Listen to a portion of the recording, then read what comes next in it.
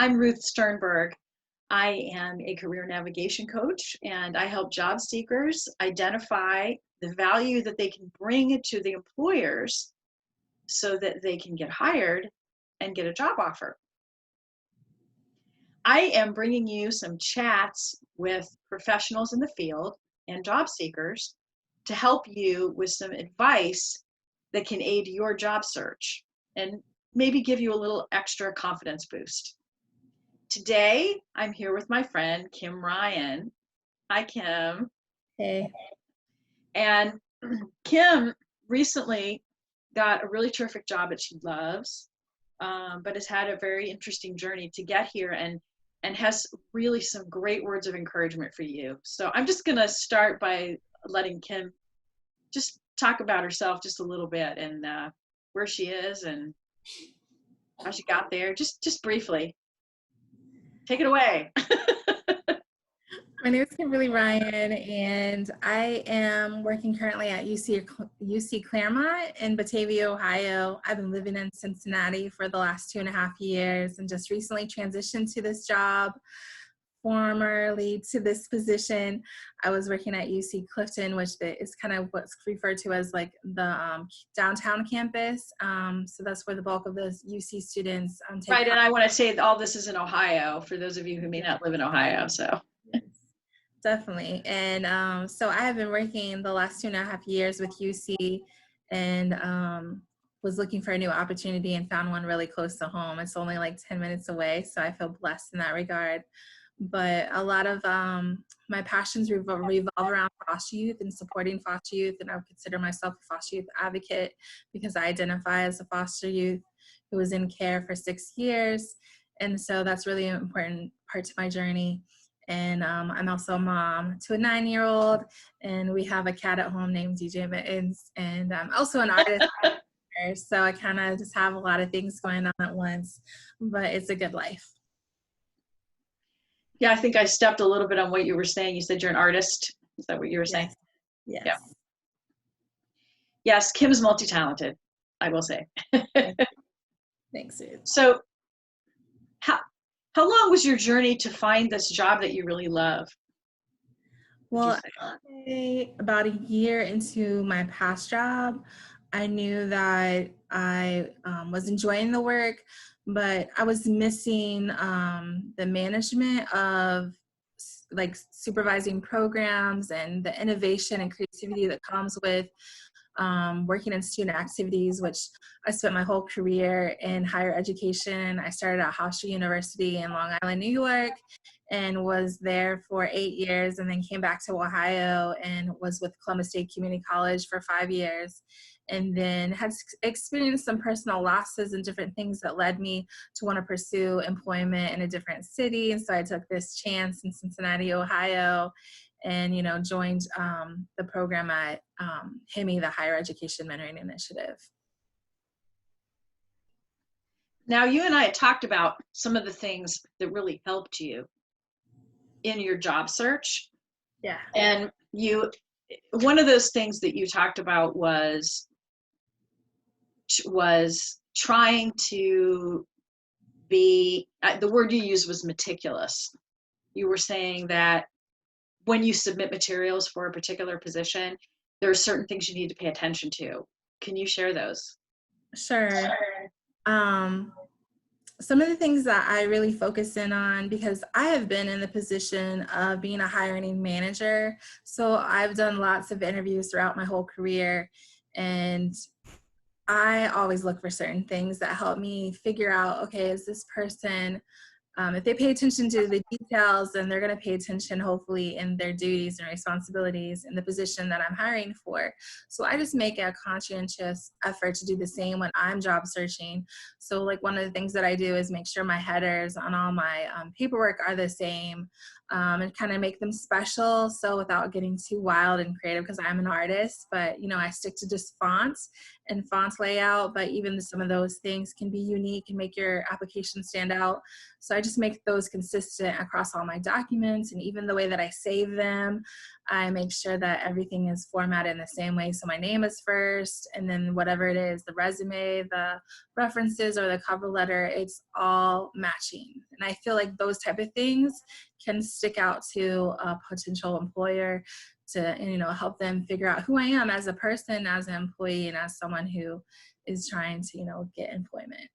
Right. So and I've coached people on this too, when you save a document, you want the file name. You want to put Kim Ryan resume, and maybe even the name of the position there, so that the manager can find it in the files without having to remember who you are and what position you're applying for. You're right. It does say a lot about your thoughtfulness and organization and attention to detail. So yes, that's a great tip. Yeah. Yeah. And you were also talking about what a great touch it is. Thank you notes are a really good touch too, right? Did you handwritten notes, or how are you handling that? Well, the way that I typically do it is for a phone interview, I will follow up with a email, but I try not to do a group email, especially in higher ed. They do a lot of group interviews, and it might be easy just to go find everybody's address and send one email to everybody. But I try to customize it, and I try to pay attention to interview. So if someone says that we're going to possibly work together on, academic project or a community service project, I try to remember that and incorporate it into my thank you note, so they know that I was listening and that, they can potentially look forward to working with me because I remember this key thing about the interview. And I hope things like that is what makes them say, let's bring her back to interview her, in person to see if she's going to be a good fit. And then of course with my my thank you notes that I write in mail, I was fortunate in this last job search that it was before a lot of the college campuses closed down, and so I made sure to write handwritten notes. And I remember when I was writing them that I was doing the same strategy, making them very personal. And because I do that, sometimes I make a lot of mistakes and I throw some cards away. But I feel like everything counts. So like even a small mistake, I don't. I toss it out and start over. So, and maybe some of those things might be fine. But for me, like, again, I think being meticulous and thoughtful is really important. It continues to make an impression. I think we had a conversation about this earlier, but like first impressions are multiple first impressions, and that every little thing can add up to like the larger big first impression. And I want that to carry through from my initial resume to the final thank you note that hopefully will get me the job. Absolutely. And when you mentioned details that you include in your notes, that's an aspect that I teach too, is to really do your research on a company or institution or organization, understand really what they're looking for, and try to take some notes during an interview, and try to reference what you heard, and really make sure they understand that you are here to help them. And this is how you can help, because really it's about them, not you.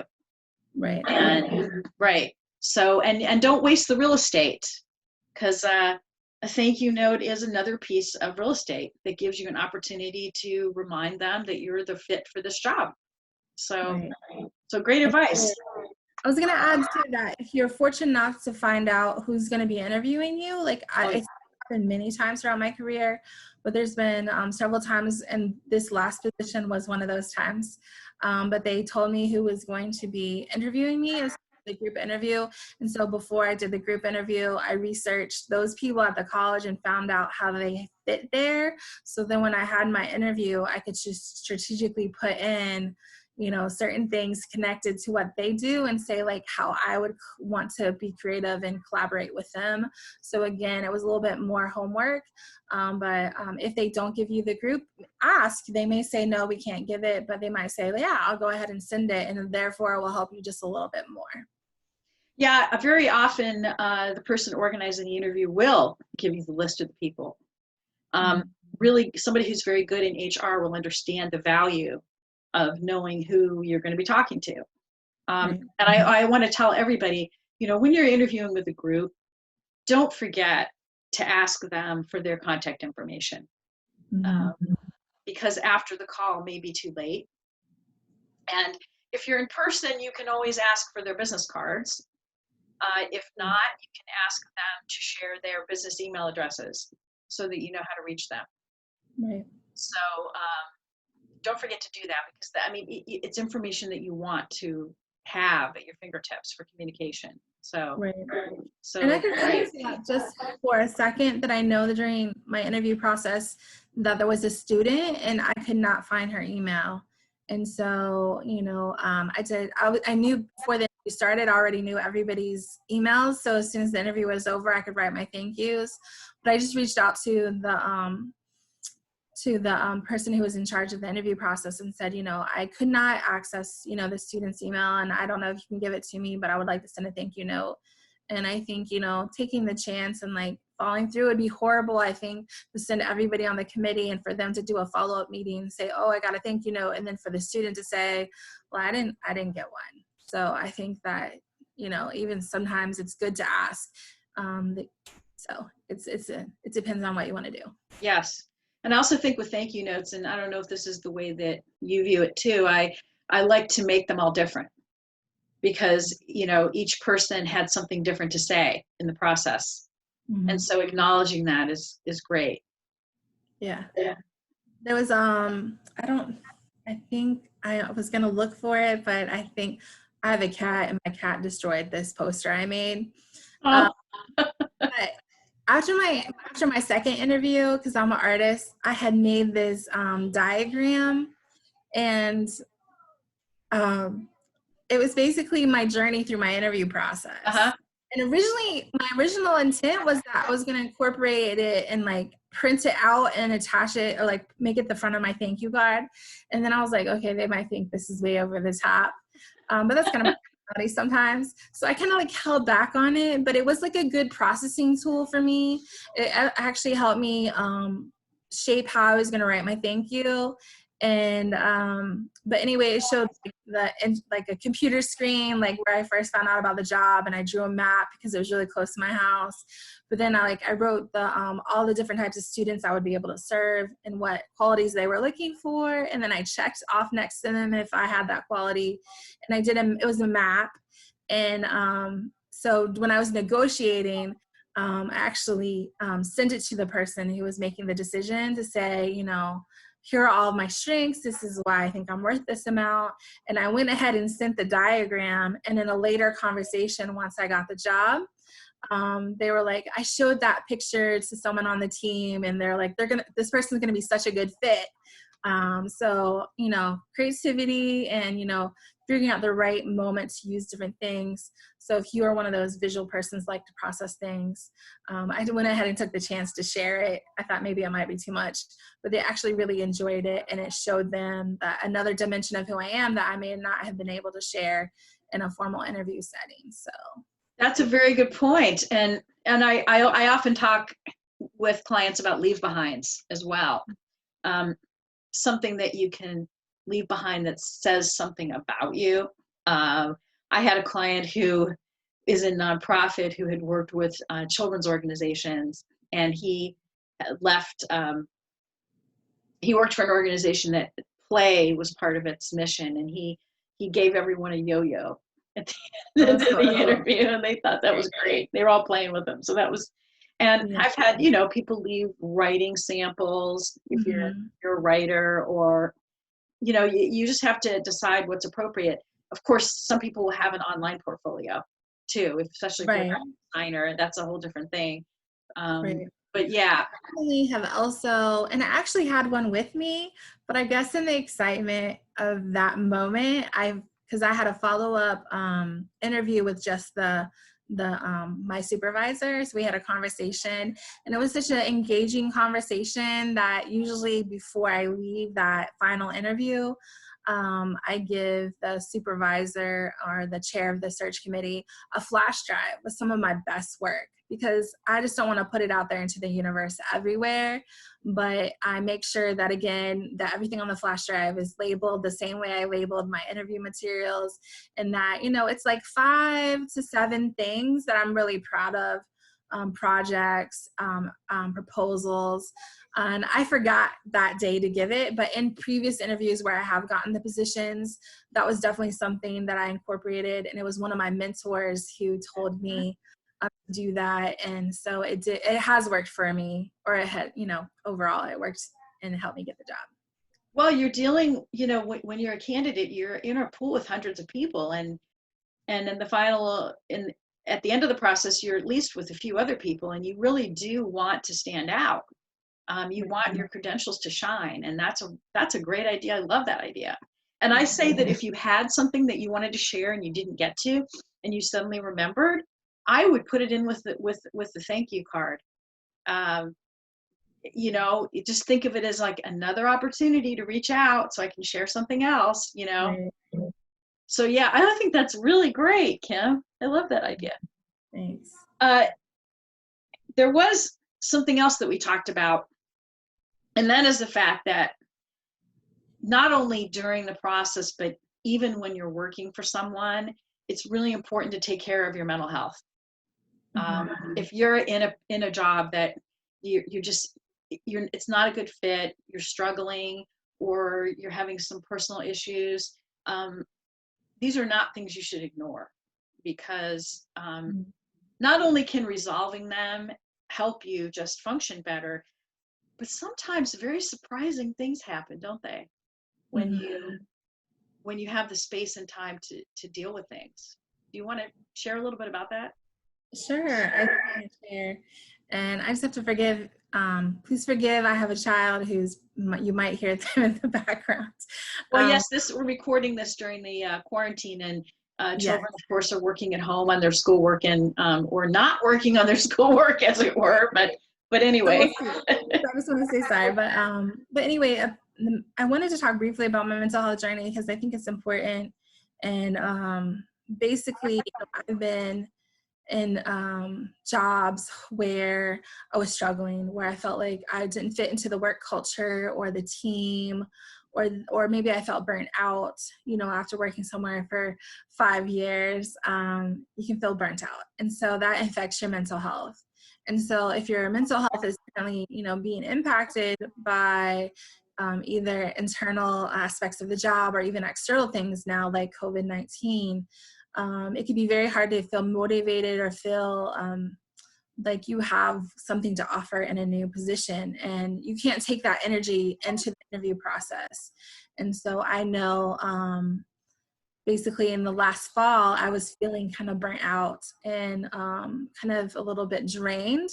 And not only was I feeling this, but my supervisor saw a change in me as well. And they actually pulled me to the side and asked me, if I was okay, if I was taking care of myself. And because, this was a person who had worked in the field for many years and had experienced burnout themselves. And so they just did a check-in, and that check-in just kind of sparked something within myself to want to go and figure out what's going on. I was ignoring it because I'm one of those people who's like, will wait till last minute to go to the doctor. And but ended up having some conversations. And the thing about it is the conversations about mental health were not the first conversations I've ever had in my life. I've had the same conversation with my doctor pretty much throughout my life, which is, are you struggling with depression? Yes. How do you feel? Like I can't move sometimes. These are the same discussions, but I always kind of pushed through, and I felt like someone who considers them a survivor, someone who survived, childhood abuse and being a survivor of the foster care system, that, all these things, like if I were to take an antidepressant, then I would further be labeled or stigmatized, or that even if no one ever knew that I took an antidepressant, I myself would know that there was something wrong within myself. And so finally, because I felt like my supervisor cared about me, which is crazy because, as someone who's in foster care, I don't have a typical type of family, but it was because my supervisor had paid attention and encouraged me to, take those steps that I started taking an antidepressant, and that really changed everything about me, about my motivation, my internal energy, my spirit, as far as, I need to create some changes in my life. Some of them have to be mental health related.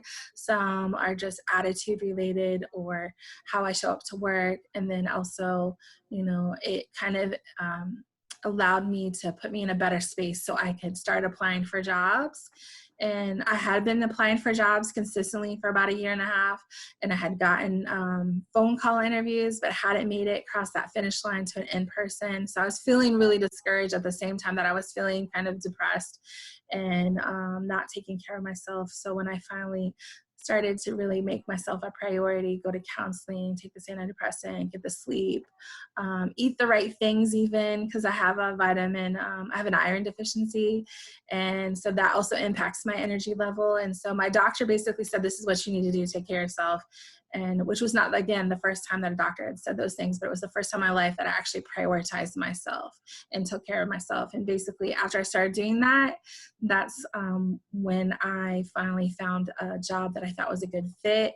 And because I feel like my mental energy matched the energy that I wanted to put into an opportunity, it all aligned and came to fruition. And I'm really excited to be the best I can be, not only in my job, but in my personal life as a parent. And so I just encourage anybody out there that if you are going through something like that, to just reach out for help and speak to your doctor, go to counseling. And, like people say, like sometimes that's a challenge and there's a stigma around going to counseling. And, it's hard even for me, like to go to counseling, to open up and tell my story, talk about the trauma that I've been through. That's really can be painful. And then sometimes you don't fit with a counselor. And so then you have to say, okay, I have to try again. You can't give up on the process because you don't have a good fit with one person who's trying to help you. So I just also encourage you that don't be discouraged by the process, and that it takes time, and that when you take care of yourself, that allows you to step into the opportunity that's right. And yours. I know that you're also the kind of person who's always willing to chat with others who are struggling. And so I will include some contact information, connection information for Kim with this video, so that in case you want to connect with her and talk further, that you have the opportunity to do that. Thank you for sharing that. I think that is so important, especially today. And the other thing that I didn't want to forget to bring up, though, is the networking piece, because yes, just look down at my hand and saw that too. Having always having been able to feel better about yourself and really understand what your goals were, you also were able to make some great connections. And I know that the job that you have now, there were some people you knew who really advocated for you. And I tell people, your resume is not your job search. It's a lot of it is who you know. So tell us about how that happened.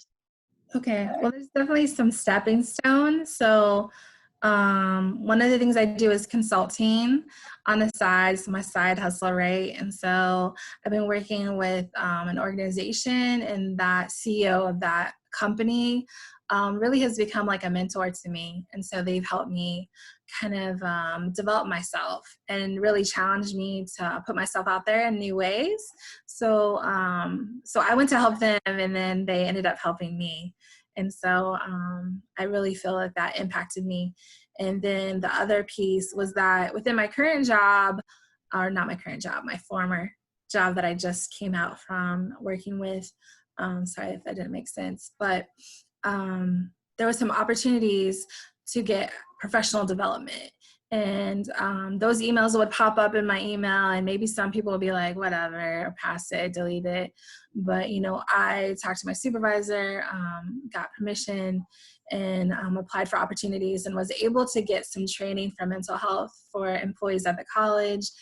because it became something that was very important to me. So aligned with everything that I was going through. But then at the same time, I was in a room with 130 people I'd never met before at the college. And so that allowed me to network and say that, like I'm looking for a new opportunity where I can use my skill set and, serve in a different way.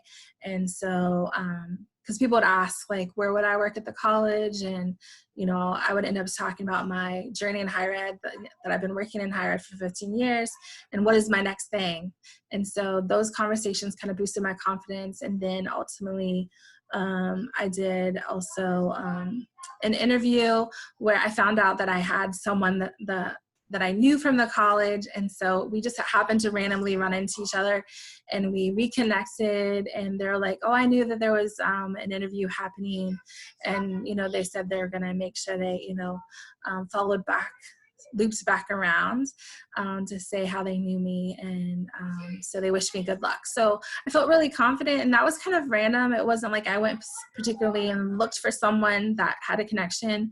But for me in this case, I felt pretty fortunate to have that connection.